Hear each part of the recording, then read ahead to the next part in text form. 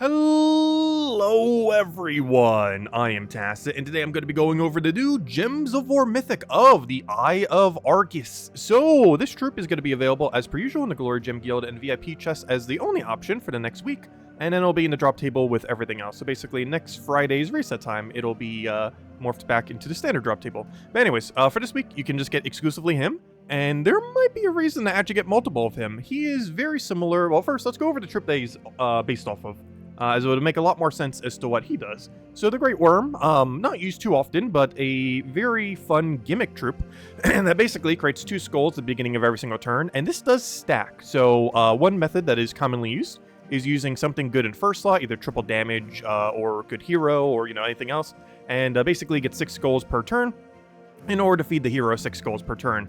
Well, this mythic does that, but technically better, or at least in theory. It ends up creating not just 2 normal skulls, but 2 Doomskulls for a maximum of 6, because realistically you'll have one other troop. I highly doubt you'll run 4 of him, though you technically could. You could get away with running 4 of him and try to see how that goes. However, for this right now, we are only going to be running 3. And see what we can end up getting out of this. So, yes, we are going to be getting multiple. We kind of have the keys too, so we might as well. So that's his main gimmick. Oh, so he does have an ability. I should probably say what the ability is. So 22 mana cost, which is nice because it's not a standard 24 or higher. He gets to explode a row, so he does get some of his mana back. He deals some damage to a random enemy boosted by red, brown gems, and skulls in that row. So this is potentially going to be a lot. Let's say you have 10 of those within a row. You'll be able to get approximately, or exactly, 80 additional damage. That brings him up to about 160-ish or so. The big issue with this is I highly doubt in most situations he'll get enough damage to actually kill. This is going to be right out of kill range in PvP-like situations. If someone has lower stats than you, you'll probably be able to get away with the kill this way. But in most circumstances, they're barely going to live in current state of game with like a few dozen durability, which is slightly unfortunate. If this boost ratio was like 9 or 10, it'd probably be enough to push it over the edge. But I feel like in most situations, unless you really build around it, like Lava Storm, which we do have for one of these teams, having that brown-red storm to try to get more of it onto the board. Aside from those circumstances, I'm not sure it'll have enough damage, but I don't know, we'll just have to see. But overall, has a lot of potential. It even gains magic whenever it takes damage, so that ability can become even higher. So if it gets poisoned or bled, it just keeps gaining value every single turn. Not as relevant, but mostly going to be used for its final trait, of course. So let's go get this thing. We have a lot of keys spared, so let's go get that gem key to be the event key number. I think we're going to keep going until we hit like 20,000. And hope we hit 3 of them by then. Because we should, in theory. So for once, we're going to be going 200 at a time the entire time. As we're looking for more than just one singular mythic. There's only one mythic in the drop table. But there's more than that we're ultimately going for. Also, I hope they updated. I didn't actually check global chat to make sure he is in drop table. Okay, good. He is. Something you normally want to do. Make sure you restart the game, make sure the game is updated, and make sure this thing's actually in drop table before you go hunting for him. But there's one. But we're not done. That is just the first of 3 that we're going to be going for here. Hopefully within the next several clicks here. Otherwise, we're burning through thousands of keys right here just to get 3 copies of this guy. Of course, one alternative is wait until he's available in the future. Of course, you'll be able to event key for him during the next Groshnak event. You'll also be able to go and, more conveniently, be able to get him a diamond in a couple months. So if you just want to diamond him down this summer whenever he appears in Soulforge, you can end up doing that as well, which will probably save you a lot more keys than what we're doing now. But he's the only thing in the drop table right now, so really high chance to end up getting him. And looks like we're, what, 3,000-ish in? And we got our 2. About to come down actually to that 3,000 number. But as long as we do it within 5,000, I'll be happy with that. It's not the worst drop rate we could have gotten.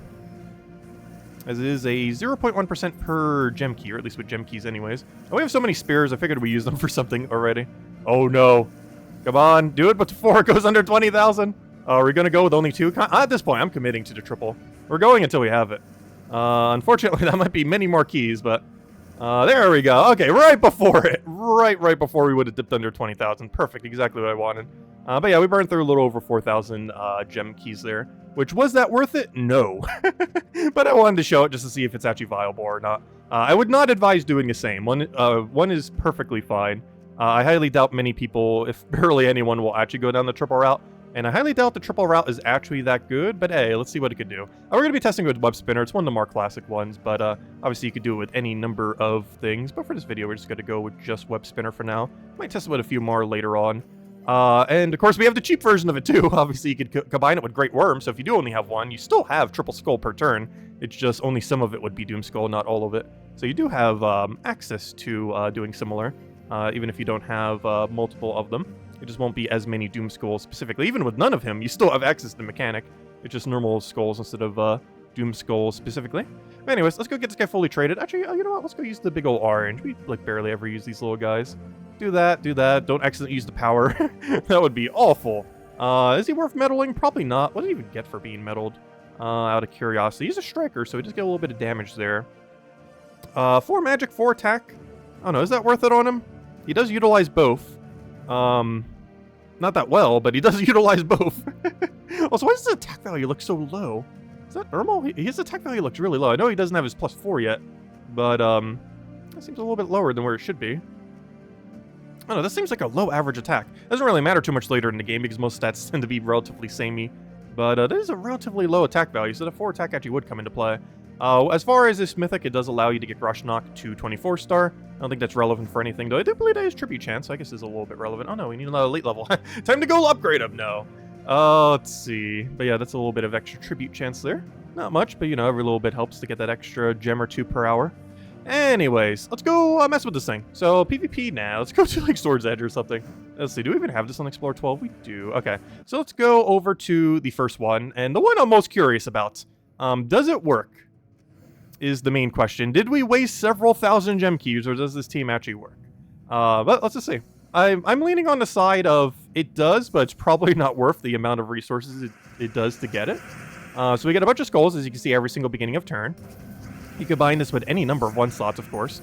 By no means has to be Web Spinner. One of the main gimmicks of Web Spinner, of course, is it does triple damage skull to poison and webbed. However, it gets to do web beforehand, so as long as you don't have immune to web, which most things do not have immune to web, you'll be able to get it at the beginning of every single turn for a lot of value there. Oh, wait, I thought that was extra turn. Whoa, too early in the morning. I definitely thought that was an extra turn. Whoops. So we can actually take this for a bunch of brown-red and get a massive hit. Unfortunately, in this kind of game mode, it's not particularly massive relative to what we're up against. However, it's still substantial damage, and with how much mana accumulation you're getting from everything, not only the ability itself, but also just being able to re-up on the Doomskulls, honestly, yeah, not that bad.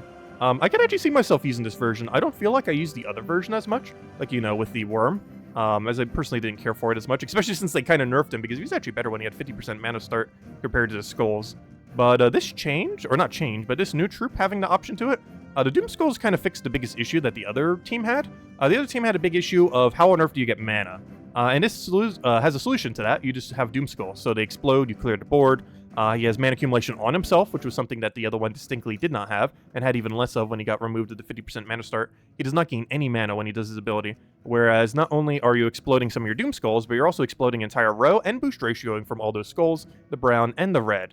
Speaking of brown and red, the next team that we're going to be utilizing actually goes around that mechanic.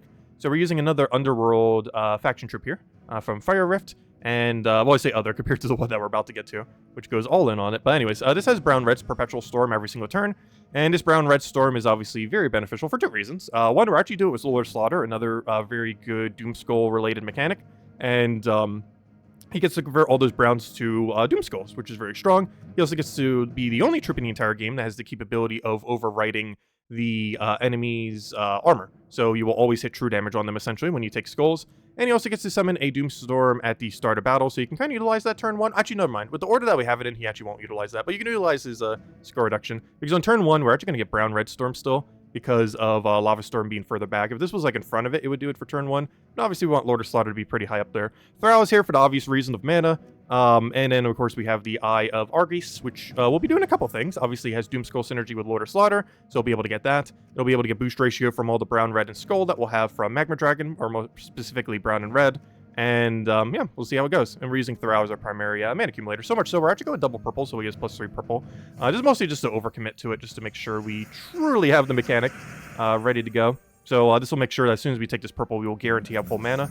Not need to worry about Surge or any other kind of shenanigan preventing us from getting it.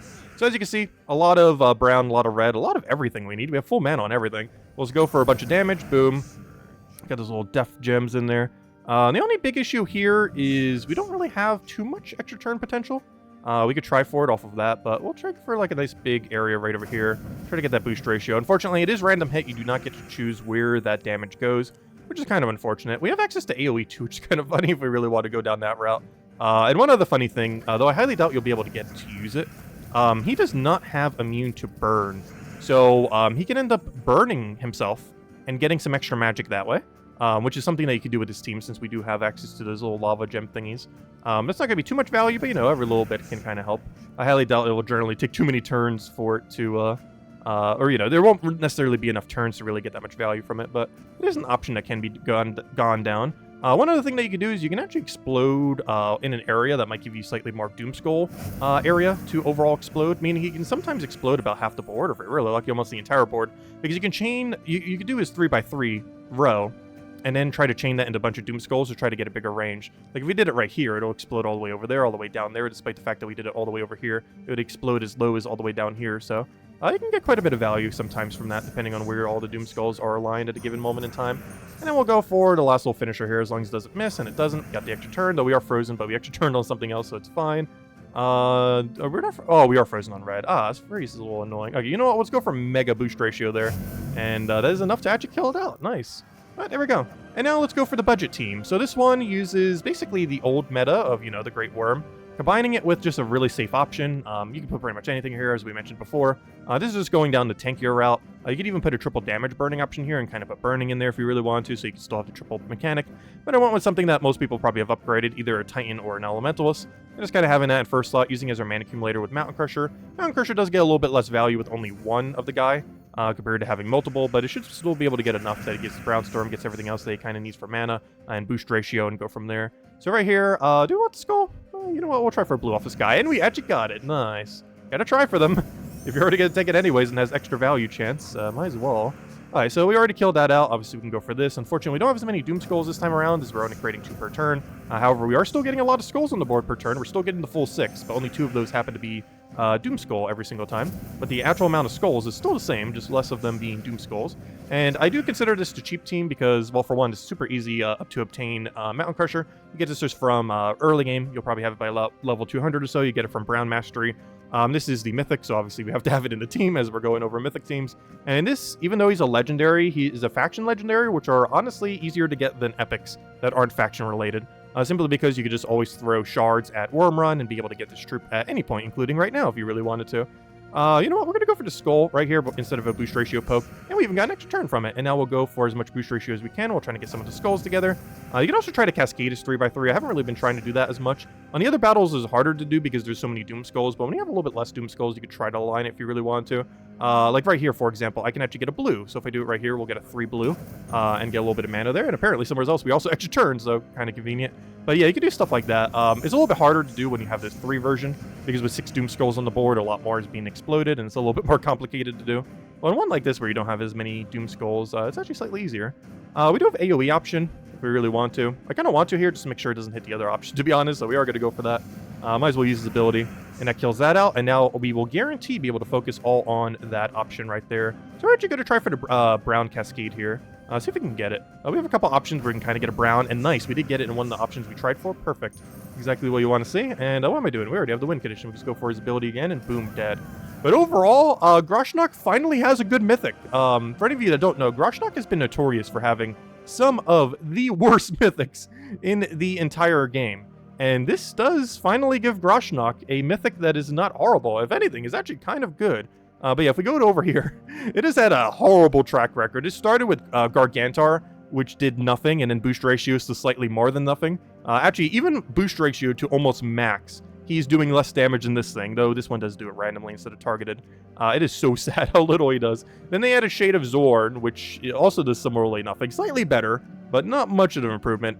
And then they finally added a good one. So, yeah, but you might want to get him now, then, even more so than anything, because I did mention event keys earlier. Or you can't get them in event keys right now, but in the future you could. However, with that being said, maybe not, because the other Mythics are horrible here.